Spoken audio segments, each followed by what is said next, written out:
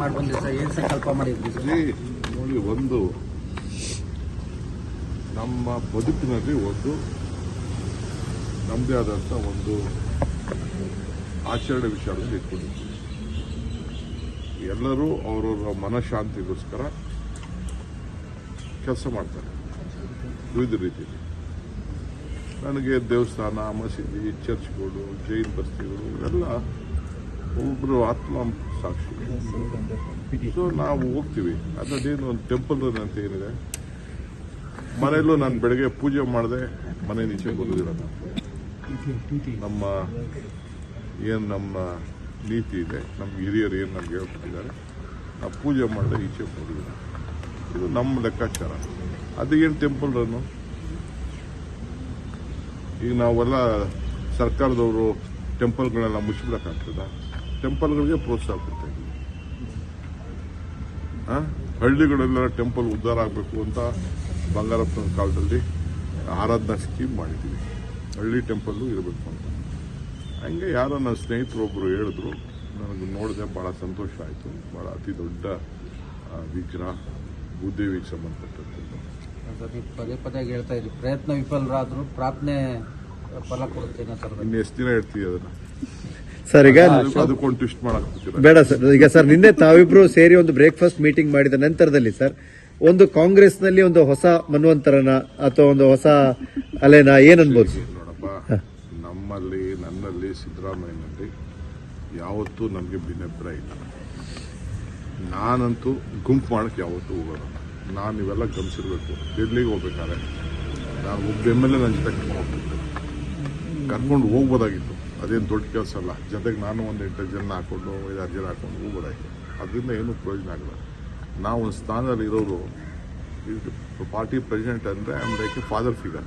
I may be Young. ಎಲ್ಲರನ್ನೂ ಒಟ್ಟಿಗೆ ತೆಗೆದುಕೊಳ್ಬೇಕು. ನನಗೆ 140 ಜನರನ್ನು ನಾನು ಬಂದೆ. ನಾನು ಯಾರನ್ನೂ ಡಿಫ್ರೆನ್ಷಿಯೇಟ್ ಮಾಡೋಕ್ಕೆ ನಾನು ಯಾವತ್ತೂ ನನಗೂ ಅವ್ರಿಗೂ ಯಾವ್ದಾದ್ರೂ ಭಿನ್ನಾಭಿಪ್ರಾಯ ಇಲ್ಲ. ನಾನು ಯಾರು ಕುಮಾರಸ್ವಾಮಿ ತಾವು ಕೆಲಸ ಮಾಡೇನೆ ಎಷ್ಟು ನಿಷ್ಠೆಯಿಂದ ಕೆಲಸ ಮಾಡಿದ್ದೀನಿ ಅಂತ ನನ್ನ ಆತ್ಮಸಾಕ್ಷಿ ಗೊತ್ತು, ದೇವ್ರಿಗೆ ಆತ್ಮಸಾಕ್ಷಿ ಗೊತ್ತು. ಕುಮಾರಸ್ವಾಮಿ ಒಪ್ಪದೇ ಇರ್ಬೋದು, ಅದು ಬೇರೆ ವಿಚಾರ. ಬಟ್ ಆ ಕುಮಾರಸ್ವಾಮಿಗೂ ನಾನು ಲಾಯಲ್ ಆಗಿ ಇಟ್ಕೊಂಡು ಕೊನೆಯ ದಿನದವರೆಗೂ ಆ ಸರ್ಕಾರ ಉಳಿಸ್ಬೇಕು ಅಂತ ನಾನು ಎಷ್ಟು ಪ್ರಯತ್ನ ಮಾಡಿದ್ದೀನಿ ಅಂತ ಅವ್ರ ತಂದೆಗೂ ಗೊತ್ತಿದೆ. ನನಗೇನು ಬೇಕಾದ್ರೆ ಅವ್ರು ಮಾತಾಡ್ಕೊಳ್ಳಿ, ಅವ್ರ ಆಸೆಗೆ ಮಾತಾಡ್ಕೊಳ್ಳಿ, ನಾನು ಅದಕ್ಕೇನು ಬೇಜಾರು ಮಾಡೋದು. ಸೊ ನನ್ನ ಬದುಕು ಆ ರೀತಿ. ನಾನು ಯಾವತ್ತೂ ಬ್ಯಾಕ್ ಸ್ಟಾಪ್ ಮಾಡೋಣಂತೂ ಅಲ್ಲ. ಏನಾದರೂ ಎದುರುಗಡೆನ ಫೈಟ್ ಮಾಡೋಣ. Sir, K C. ವೇಣುಗೋಪಾಲ್ ಕರ್ನಾಟಕದ ಸೂಪರ್ ಸಿಎಂ ಆಗ್ತಾ ಇದ್ದಾರೆ ಅಂತಂದು ಟ್ವೀಟ್ ಮಾಡ್ತಾ ಇದ್ದಾರೆ ಸರ್ ಬಿಜೆಪಿ ಅವರೆಲ್ಲ. ಏನಂತ ಕರ್ನಾಟಕದಲ್ಲಿ ಸೂಪರ್ ಪಾಪ ಬಿಜೆಪಿಯವ್ರು ಪಾಪ ಅವ್ರಿಗೆ ಏನಾದ್ರು ಬೇಕಲ್ಲ. ಅವರು ಒಂದು ಅಪೋಸಿಷನ್ ಪಾರ್ಟಿ, ಅವರು ನಾವು ಬದುಕಿದ್ದೀನಿ ಅಂತ ತೋರಿಸ್ಕೋಬೇಕಲ್ಲ. ಏನೋ ಅವ್ರು ಮಾಡ್ತಾರೆ. ನಾವು ಬಿಜೆಪಿಯವ್ರನ್ನೆಲ್ಲ ನಾವು ಸೀರಿಯಸ್ ಆಗಿ ತೊಗೊಳಕ್ಕಾಗ್ತದ? ಸರ್, ಕೇಂದ್ರಕ್ಕೆ ನಿಯೋಗ ಧ್ವನಿ ಎತ್ತಿದ್ದಕ್ಕೆ ಸ್ವಾಮೀಜಿ ಅವರ ನಡೆ ಬಗ್ಗೆ ಕುಮಾರಸ್ವಾಮಿ ಆಕ್ಷೇಪ ವ್ಯಕ್ತಪಡಿಸಿದ್ದಾರೆ. ಹೌದಾ? ಪಾಪ ಕುಮಾರಣ್ಣಂಗೆ ಮಠ ಹೆಂಗಾಯ್ತು, 2ನೇ ಮಠ. ಸ್ವಾಮೀಜಿಯವರು ಎಲ್ಲೇ ಹೋದರೆ ಚೀಫ್ ಮಿನಿಸ್ಟರ್ ಆಗ್ತಿಲ್ಲ ದೇವೇಗೌಡರು. ರಸ್ತೆಗಿಡಿದ್ರು ಸ್ವಾಮೀಜಿ ಅವತ್ತು. ಸದಾನಂದ ಗೌಡ್ರಿಗೆ ಏನಾಯ್ತು, ಅವ್ರಿಗೆ ತೊಂದರೆ ಆದಾಗ ಸ್ವಾಮೀಜಿ ಸುಮ್ಮನೆ ಕೂತಿದ್ರ? ಕೆಲವು ಸಂದರ್ಭದಲ್ಲಿ ಕೆಲವರು ಮಾತಾಡ್ತಾರೆ. ಈಗ ನಾನು ಬೇರೆ ಸ್ವಾಮಿಗಳು ಮಾತಾಡಿದ್ರಪ್ಪ, ಅದನ್ನ ಬೇಜಾರು ಮಾಡ್ಕೊಳ್ಬೇಕಿಲ್ಲ. ಈಗ ಸ್ವಾಮೀಜಿ ಬೆಂಬಲ ಕೇಳಲಿಲ್ಲ ಅಂತ ಹೇಳಿ ನಾನು ಕೇಳಿದ್ದೀನ? ನಾನು ಯಾವ ಸ್ವಾಮೀಜಿನ ಬೆಂಬಲ ಕೇಳಿಲ್ಲ. ನಾನು ಇಂಥ ಜಾತಿ ಹುಟ್ಟಿರ್ಬೋದು. ನಾನು ಎಲ್ಲ ಜಾತಿನೂ ನಾನು ಪ್ರೀತಿ ಮಾಡ್ತೀನಿ. ನಾನು ಈಗ ನಮ್ಮ ಬಾಳೆಹೊನ್ನೂರು ಸ್ವಾಮಿಗಳು ನನ್ನ ಪರವಾಗಿ ಮಾತಾಡಿದ್ರು, ರಂಭಾಪುರಿ ಅವರು. ಶ್ರೀಶೈಲ ಸ್ವಾಮಿಗಳು ಮಾತಾಡಿದ್ರು, ಇನ್ನು ಬೇಕಾದ ಸ್ವಾಮಿಗಳು ಮಾತಾಡಿದ್ರು. ನಾನು ಅವ್ರನ್ನ ಕೇಳಿದ್ನ? ಅವ್ರಿಗೆ ಏನೋ ನನ್ನ ಬಗ್ಗೆ ಒಂದು ವಿಶ್ವಾಸ ಅಷ್ಟೇ, ಪ್ರೀತಿ, ಗೌರವ. ಅದು ತಪ್ಪು ಅಂತ ಹೇಳಕ್ಕಾಗ್ತದ? ಈ ಜೈನ ಸ್ವಾಮಿಗಳು ಓಪನ್ ಆಗಿ ದೊಡ್ಡ ಬಹಿರಂಗ ಸಭೆಯಲ್ಲೇ ಅವರು ಆಶೀರ್ವಾದ ಮಾಡಿ ಹೇಳಿದ್ರಪ್ಪ ಧಾರವಾಡದಲ್ಲಿ. ಸೊ ಈಗ ಧರ್ಮಸ್ಥಳದಲ್ಲೂ ಕೂಡ ನಾನು ಹೋದ ಸಂದರ್ಭ ಅವರು ಒಂದಿನ ನನ್ನ ಹತ್ರ ಯಾವುದೋ ಒಂದು ಪ್ರೋಗ್ರಾಮಲ್ಲಿ ಮಾತಾಡಿದ್ರು. ಸೊ ನಾನು ಅವ್ರು ಕೇಳಿದ್ದ. ಸೊ ಅವರ ಪ್ರೀತಿ ವಿಶ್ವಾಸನ ಒಂದು ರೀತಿ ವ್ಯಕ್ತಪಡಿಸ್ತಾರೆ. ಅದನ್ನ ತಪ್ಪು ಅಂತ ಹೇಳಕ್ಕಾಗ್ತದ? ಇವರೇನ ಬಿಡಿ, ಅವರು ವಿಶ್ವಮಾನವರು. ಸರ್, ಕೇಂದ್ರ ಸಚಿವರನ್ನ ಭೇಟಿ ಆಗಲ್ಲ, ಅದು ಸ್ವಲ್ಪ ಇದು ಮುಗಿಸಿದ್ರು. ನಾವು ಬಹಳ ದೊಡ್ಡವರು ಅವರು. ಪಾಪ ಅವ್ರಿಗೆ ಯಾರ ಆಶೀರ್ವಾದನೂ ಬೇಡ ಅವ್ರಿಗೆ. ಅವರು ಮಠ ಯಾವತ್ತೂ ಉಪಯೋಗಿಸ್ಕೊಳ್ಳಿಲ್ಲ, ಒಕ್ಕಲಿಗರ ಸಂಘ ಉಪಯೋಗಿಸ್ಕೊಳ್ಳಿಲ್ಲ, ಜಾತಿ ಉಪಯೋಗಿಸ್ಕೊಳ್ಳಿ. ಬಿಡಿ, ಅವರೆಲ್ಲ ಬಹಳ ದೊಡ್ಡವರು. ಸರ್, ಕೇಂದ್ರ ಸಚಿವರ ಭೇಟಿಯನ್ನು ಹೊರತುಪಡಿಸಿ ಪಕ್ಷದ ಕಾರಣ ಅಥವಾ ರಾಜಕೀಯ ಕಾರಣಕ್ಕಾಗಿ ದೆಹಲಿ ಹೋಗುವಂತ ಪರಿಸ್ಥಿತಿ ಸದ್ಯಕ್ಕೆ ಇದೆಯಾ ಸರ್? ನನಗೆ ನೋಡಬೇಕು. ನಾನು ಚೀಫ್ ಮಿನಿಸ್ಟರ್ ಮತ್ತೆ ಮಾತಾಡ್ತೀವಿ, ಈಗೂ ಮಾತಾಡಿದ್ದೀವಿ, ಮುಂದಕ್ಕೂ ಮಾತಾಡ್ತೀವಿ. ಯಾಕೆಂದರೆ ನಾವೊಂದು ಆಲ್ ಪಾರ್ಟಿ ಮೀಟಿಂಗು ಕಂಪಲ್ಸರಿ ಕರಿಬೇಕಾಗ್ತದೆ. It is a must. ಅದಕ್ಕೆ ನಾನು ದೆಹಲಿಲೇ ಕರಿಬೇಕು ಅನ್ನೋದು ನನ್ನ ವೈಯಕ್ತಿಕ ಅಭಿಪ್ರಾಯ ಇದೆ.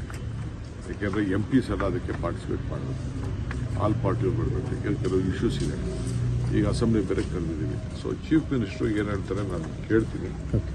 ಯಾಕೆಂದರೆ ಚೀಫ್ ಮಿನಿಸ್ಟ್ರು ನಾನೋಗಿ ಮೀಟಿಂಗ್ ಮಾಡೋದು ಸರಿ ಇಲ್ಲ. ಅದು CM ಬಂದು ಬರಬೇಕು, ಅಗ್ರಿಕಲ್ಚರ್ ಮಿನಿಸ್ಟರ್ ಬರಬೇಕು, ಬೇರೆ ಬೇರೆ ಮಿನಿಸ್ಟರ್ಸು, ಕೃಷ್ಣ ಬೈರೇಗೌಡ ಅವರೆಲ್ಲ ಬೇಕಾಗ್ತದೆ ಆ ಇದಕ್ಕೆ. ಸೊ ಕೇಳ್ಬಿಟ್ಟು ನಾವು ತೀರ್ಮಾನ ಮಾಡ್ತೀವಿ. ಪ್ರಿಯಾಂಕ್ ಖರ್ಗೆ ಅವರು ಕೂಡ ದೆಹಲಿಯಲ್ಲಿ ಮಲ್ಲಿಕಾರ್ಜುನ್ ಖರ್ಗೆ ಅವ್ರನ್ನ ಭೇಟಿಯಾಗಿದ್ರು. ಅಪ್ಪ ಮಕ್ಕಳು ಭೇಟಿ ಮಾಡೋಕ್ಕೆ ನೀನು ಒಳ್ಳೆ ಕಡೆ ಅದು ದೆಹಲಿ ಎಲ್ಲಿ ಇರ್ಬೋದು, ಏನು ಅರ್ಜಿ ಹಾಕೋಬೇಕಾದ್ರೆ ಅಪ್ಪ ಮಕ್ಕಳು ದಿನ ಭೇಟಿ ಮಾಡೋಕ್ಕೆ. ಅವರು is A party important leader. ಅವರು ರಾಹುಲ್ ಗಾಂಧಿ ಅವರು ಬಂದಿರಲಿಲ್ಲ, ಯಾವುದು ನಮ್ಮ ಕಾರ್ಯಕ್ರಮಕ್ಕೆ ಇನ್ವೈಟ್ ಮಾಡಿದ್ರು. ಬೇಕಾದಷ್ಟು ಅವ್ರದ್ದೇ ಆದಂಥ ಶೆಡ್ಯೂಲ್ ಇಂದ ಬರಲಿಲ್ಲ. ಈ has come out with A beautiful instrument. Rahul Gandhi ಅವರು ಕೂಡ ಸ್ವಲ್ಪ ಹೇಳ್ತೀನಿ ಕೇಳ ಇದ್ದೀವಿ. ಒಂದು ಒಳ್ಳೆ ಇನ್ಸ್ಟ್ರೂಮೆಂಟ್ನ ಅವ್ರು ತಯಾರು ಮಾಡಿದ್ದಾರೆ. ಆರ್ಟಿಫಿಷಿಯಲ್ ಇಂಟೆಲಿಜೆನ್ಸ್ ಇಂಟ್ರೂವ್ ಮಾಡಿದ್ದಾರೆ. ನೀನು ಬೇಕಾದ್ರೆ ಉಪಯೋಗಿಸೋದಿಲ್ಲ, ಗೊತ್ತಾಗ್ತದೆ. ಭಾಳ ಕಡಿಮೆ ದರದಲ್ಲಿ ನಮ್ಮ ಬೆಂಗಳೂರಲ್ಲೇ ತಯಾರು ಮಾಡೋದನ್ನ ಗ್ಲೋಬಲ್ ಲೆವೆಲಲ್ಲಿ ಅನುಕೂಲ ಆಗುವಂಥ ಒಂದು ಇನ್ಸ್ಟ್ರೂಮೆಂಟ್ನ ಭಾಳ ಕಡಿಮೆ ದರದಲ್ಲಿ ಮಾಡಿದ್ದಾರೆ.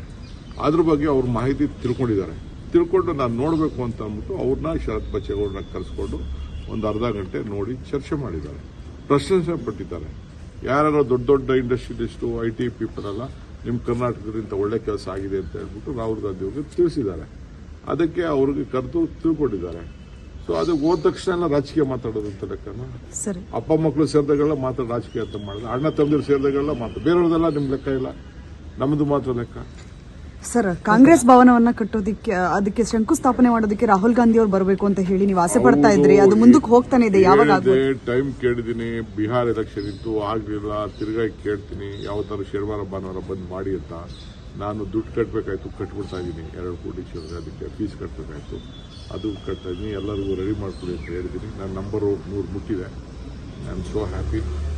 ಸೊ ಆ ಕೆಲಸ ಕೂಡ ನಾನು ಮಾಡ್ತೀನಿ. ಸರ್, ಹಿರಿಯ ಚಿತ್ರನಟ ಉಮೇಶ್ ಅವರು ತೀರ್ಕೊಂಡಿದ್ದಾರೆ ಸರ್. ಹಿರಿಯ ಚಿತ್ರನಟ ಉಮೇಶ್ ಬೆಳಿಗ್ಗೆ ಇಡೀ ಚಿತ್ರರಂಗ ಕೂಡ ಅಲ್ಲಿ ಹೋಗಿ. ನನಗೆ ಗೊತ್ತಿಲ್ಲ, ನನಗೆ ಅಷ್ಟು ಪರಿಚಯ ಇಲ್ಲ. ಭಗವಂತ ಒಳ್ಳೇದು ಮಾಡಲಿ, ಅವ್ರ ಆತ್ಮಕ್ಕೆ ಶಾಂತಿ ಸಿಗಲಿ. ನಾವೆಲ್ಲ ಆ ಲೋಕದಲ್ಲಿ ಸಹಾಯ ಮಾಡ್ತೀವಿ. ಲೋಕೇಶ್ ಅಂದ್ರೆ ಇವರು ಉಮೇಶ್ ಹಾಸ್ಯ ನಟ ಮಾಹಿತಿ ಇಲ್ಲ ನನಗೆ. Thank you. CM ಯಾವಾಗ ಸರ್? ಎಲ್ಲ ಗೊಂದಲದ ಸರ್, ಮಂಗಳವಾರ ಏನೋ ಕರೆದಿದ್ದೀರಾ ಅಂತ ಸರ್? ಕರೆದಿದ್ದೀರಿ ನಿಮ್ಗೆ ಹೇಳ್ಬಿಟ್ರೆ ನಾಳೆ ನ್ಯೂಸ್ ಫೇಡ್ ಆಗ್ಬಿಡ್ತದೆ. ಆಗೋಗಿದೆ ಸರ್. ಇನ್ನಷ್ಟು ಹೆಚ್ಚಿನ ಮಾಹಿತಿಗಾಗಿ ಫಾಲೋ ಮಾಡಿ ಬ್ರಿಗೇಡ್ ನ್ಯೂಸ್ ಕನ್ನಡ.